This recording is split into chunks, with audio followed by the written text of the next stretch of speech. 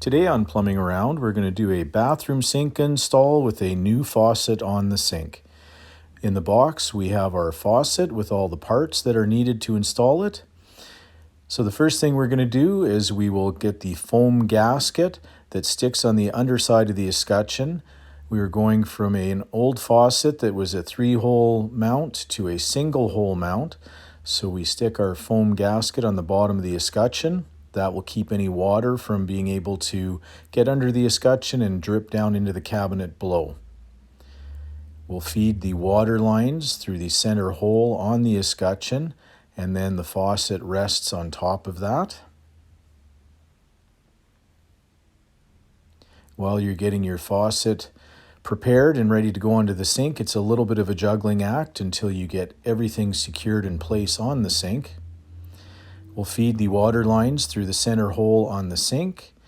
And now here's the juggling part, where you need one hand to hold your faucet roughly in place and the other hand to be able to secure the faucet from the bottom. Don't be too worried about the final alignment of it till you get your locking nut underneath. So in our bag of parts, we have a part washer with some rubber on the one side. That side goes to the sink bottom. You slide it through the bolt and the hole that's on the washer. And then there is a locking nut that threads onto the bolt. And some of the faucets will have a specialized tool that makes it a lot easier to thread the locking nut onto the bolt. So we'll start that by hand. And here's the little specialized tool that they include to make it easier. Saves fumbling around with a wrench. So you don't have to go super snug with it, just nice and secure.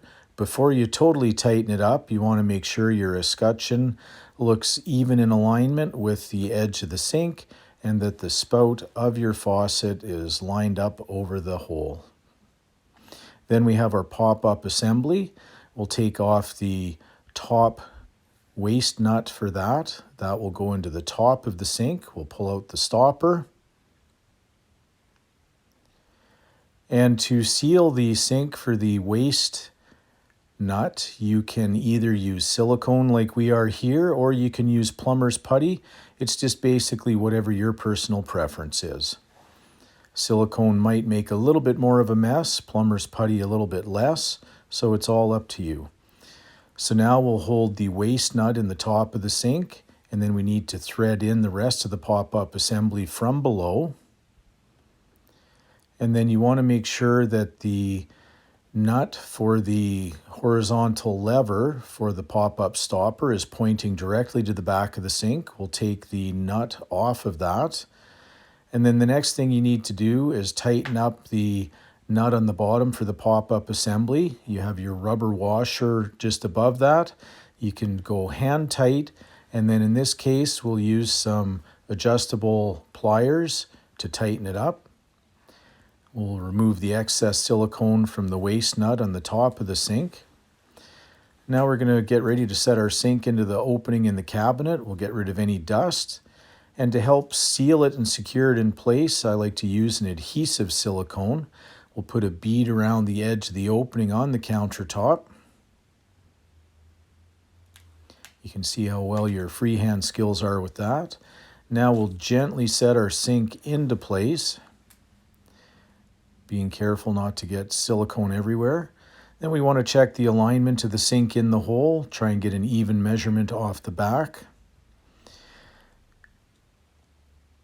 Since the drain was already assembled before, we're just putting our P-trap and trap arm together on the bottom of the tailpiece of the sink. And that will help keep the sink in place while we're doing the final silicone around the edge of the sink. But before we get to that, we'll attach our water lines. And on the water lines for the faucet, there is a sticker that shows which is hot and which is cold. Now we'll come to assembling our drain assembly for the pop-up. So the stopper goes in the top, the little eye on it goes to the front of the sink. We'll drop in the lift rod from the top, and part of the lift rod assembly is our clevis strap that comes up from below. So when you're putting the clevis strap onto the lift rod, you only want to have about 1/4 to 3/8 of an inch of the lift rod sticking through the top of the clevis strap. You want to tighten up the nut on that, and then just double check with your horizontal rod how your pop-up is working. So to put the horizontal rod in, with our tight confines on this one, we'll slide the horizontal rod through the clevis strap, and then your little locking pin will hold that in place, but we're going to put the horizontal rod in with the ball into the socket and then tighten the nut on that. That nut only has to go hand tight. If you go super tight with pliers, it'll be very difficult to operate your pop-up. After we have that all in place, we'll turn the water supplies back on, and then next we need to test our sink. So we fill it about 1/3 full and let the water drain and check for leaks. Now in our final step, we're going to do our finish bead of silicone around the edge. You want to feed a nice bead of silicone around the edge. If you get a little too much, don't worry. We'll then use a rag to smooth it in underneath the edge of the sink. The silicone I like to use is water soluble, so it makes it easy for working with and for cleanup. You just feather it into place until you're happy with the results and just give it the appropriate time to set and to dry.